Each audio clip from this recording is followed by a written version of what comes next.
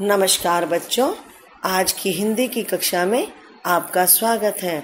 बच्चों, आज हम पढ़ेंगे बाल राम कथा का राम का वन गमन का शेष भाग। इस पाठ के पिछले लेक्चर वीडियो में हमने कोपवन के घटनाक्रम की जानकारी जानी और कैकेयी के 2 वरदान, श्री राम को वनवास और भरत को राजगद्दी के बारे में जाना।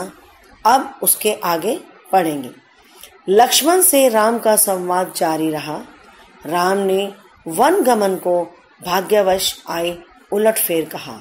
लक्ष्मण इससे सहमत नहीं थे, वे इसे कायरों का जीवन मानते थे। उन्होंने राम से कहा, आप बाहुबल से अयोध्या का राज सिंहासन छीन ले, देखता हूँ कौन विरोध करता है। अधर्म का सिंहासन मुझे नहीं चाहिए, मैं वन जाऊंगा। मेरे लिए तो जैसा राज सिंहासन वैसा ही वन। कौशल्या ने स्वयं को संभाला, उठी और राम को गले लगा लिया। वे राम के साथ वन जाना चाहती थी। राम ने मना कर दिया, कहा कि वृद्ध पिता को आपके सहारे की अधिक आवश्यकता है। कौशल्या ने राम को विदा करते हुए कहा, जाओ पुत्र, 10 दिशाएं तुम्हारे लिए मंगलकारी हूँ। मैं तुम्हारे लौटने तक जीवित रहूंगी। कौशल्या भवन से निकलकर राम सीता के पास गई, सारा हाल बताया, विदा मांगी, माता पिता की आयु का उल्लेख किया, उनकी सेवा करने का आग्रह किया। प्रिय, तुम निराश मत होना, 14 वर्ष के बाद हम फिर मिलेंगे। राम के वन गमन का समाचार तब तक सीता के पास नहीं पहुंचा था। राम को देखकर कुछ आशंका हुई, अनिष्ट की।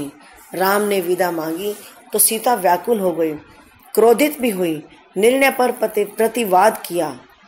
राम नहीं माने तो सीता ने उनके साथ जंगल जाने का प्रस्ताव रखा, यानी कि सीता भी उनके साथ जंगल में जाने के लिए तैयार हो गई। सीता ने कहा, मेरे पिता का आदेश है कि मैं छाया की तरह हमेशा आपके साथ रहूं। अंततः राम को उनकी बात माननी पड़ी। तभी लक्ष्मण भी वहां आ गए, वह भी साथ जाने को तैयार थे। राम ने उन्हें इसकी स्वीकृति दे दी, शीघ्र तैयारी करने को कहा। राम चाहते थे कि सीता वन न जाए, अयोध्या में रहे। वे इसकी अनुमति दे चुके थे, फिर भी उन्होंने एक और प्रयास किया।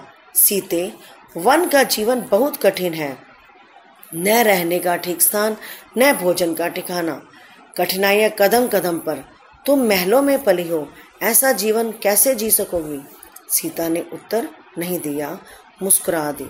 उन्हें पता था कि राम अपने दिए वचन से पलट नहीं सकते।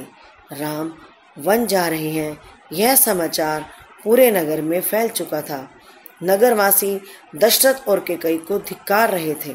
कुछ देर पहले तक जहां उत्सव की तैयारियां थी, वहां उदासी ने घर कर लिया। सड़कें गीली थी लोगों के आंसुओं से। सबकी इच्छा थी कि राम सीता वन न जाए। वे उन्हें रोकना चाहते थे पर बेबस थे। राम, सीता और लक्ष्मण जंगल जाने से पहले पिता का आशीर्वाद लेने गए। महाराज दशरथ दर्द से करहा रहे थे। तीनों रानियां वहीं थीं, मंत्री आसपास थे। मंत्रीगण रानी कैकेयी को अब भी समझा रहे थे। क्षुब्ध थे पर तर्क का साथ नहीं छोड़ना चाहते थे। ज्ञान, दर्शन, नीति, रीति, परंपरा सबका हवाला किया। कैकेयी अड़ी रही। राम ने कक्ष में प्रवेश किया तो दशरथ में जीवन का संचार हुआ। वे उठकर बैठ गए। उन्होंने कहा, पुत्र, मेरी मति मारी गई है। मैं वचनबद्ध हूँ, ऐसा निर्णय करने के लिए विवश हूँ, पर तुम्हारे ऊपर कोई बंधन नहीं है। मुझे बंदी बना लो और राज संभालो। यह राज सिंहासन तुम्हारा है, केवल तुम्हारा। पिता के वचनों ने राम को झकझोर दिया। वे दुखी हो गए, पर उन्होंने नीति का साथ नहीं छोड़ा। आंतरिक पीड़ा आपको ऐसा करने पर विवश कर रही है। मुझे राज्य का लोभ नहीं है, मैं ऐसा नहीं कर सकता। आप हमें आशीर्वाद देकर विदा करें। विदाई का दुख सहन करना कठिन है, इसे और न बढ़ाएं। इसी बीच रानी कैकेयी ने राम, लक्ष्मण और सीता को वल्कल वस्त्र दिए। राम ने राजसी वस्त्र उतार दिए। वल्कल वस्त्र होते हैं जो पीले रंग के वस्त्र होते हैं, जो संत महात्मा पहनते हैं, और रानी के कई ने उनको यही वस्त्र दिए वन जाने से पहले।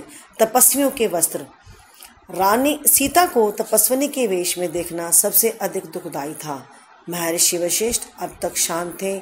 उन्हें क्रोध आ गया। उन्होंने कहा, सीता वन जाएगी तो सब अयोध्यावासी उसके साथ जाएंगे। भरत सुनी अयोध्या पर राज करेंगे। यहाँ कोई नहीं होगा, पशु पक्षी भी नहीं। एक बार फिर राम ने सबसे अनुमति मांगी। आगे आगे राम, उनके पीछे सीता और उनके पीछे लक्ष्मण। महल के ठीक बाहर मंत्री सुमंत्र रथ लेकर खड़े थे। रथ पर चढ़कर राम ने कहा, महामंत्री रथ तेज चलाएं। नगरवासी रथ के पीछे दौड़े। राजा दशरथ और माता कौशल्या भी पीछे पीछे गए। सब रो रहे थे। सबकी आंखों में आंसू थे। पुरुष, महिलाएं, बूढ़े, जवान, बच्चे मीलों तक नंगे पांव दौड़ते रहे। राम यह दृश्य देखकर विचलित हो गए, भावुक भी। उनसे यह देखा नहीं जा रहा था। उन्होंने सुमंत्र से रथ को और गति से हाँकने को कहा, ताकि लोग हार जाएं, थक कर पीछे छूट जाएं, घर लौट जाएं। राजा दशरथ लगातार रथ की दिशा में नजर गड़ाए रहे, खड़े रहे, जब तक आंखों से ओझल नहीं हो गया। रथ दिखना बंद हुआ तो वे धरती पर गिर पड़े। रथ दिन भर दौड़ता रहा। वन अभी दूर था। तमसा नदी के तट तक पहुंचते पहुंचते शाम हो गई। वनवासियों ने रात वहीं बिताई। अगली सुबह वह दक्षिण दिशा की ओर चले। हरे भरे खेतों के बीच से गोमती नदी पार कर राम, सीता और लक्ष्मण सई नदी के तट पर पहुंचे। महाराज दशरथ के राज्य की सीमा वहीं समाप्त होती थी। राम ने मुड़कर अपनी जन्मभूमि को देखा, उसे प्रणाम किया और कहा, हे जननी, अब 14 वर्ष बाद ही तुम्हारे दर्शन कर सकूंगा। शाम होते होते वे गंगा के किनारे पहुंच गए। श्रृंगवेश्वर गांव में निषादराज गुह ने उनका स्वागत किया। राम ने रात वहीं विश्राम किया, गुहराज के अतिथि के रूप में। वन क्षेत्र आ गया था, नदी के उस पार। अगले सुबह राम ने महामंत्री को समझा बुझाकर वापस भेज दिया। दोनों राजकुमारों और सीता ने नाव से नदी पार की। सुमंत्र तट पर खड़े रहे वनवासियों के उस पार उतरने तक। उसके बाद वे अयोध्या लौट आए। सुमंत्र का खाली रथ अयोध्या पहुंचा तो लोगों ने उसे घेर लिया। वे राम के बारे में जानना चाहते थे। सुमंत्र बिना कुछ बोले सीधे राजभवन गए।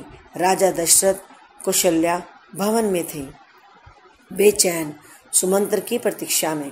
उन्होंने कहा, महामंत्री, राम कहाँ है? सीता कैसी है? लक्ष्मण का क्या समाचार है? वे कहाँ रहते हैं?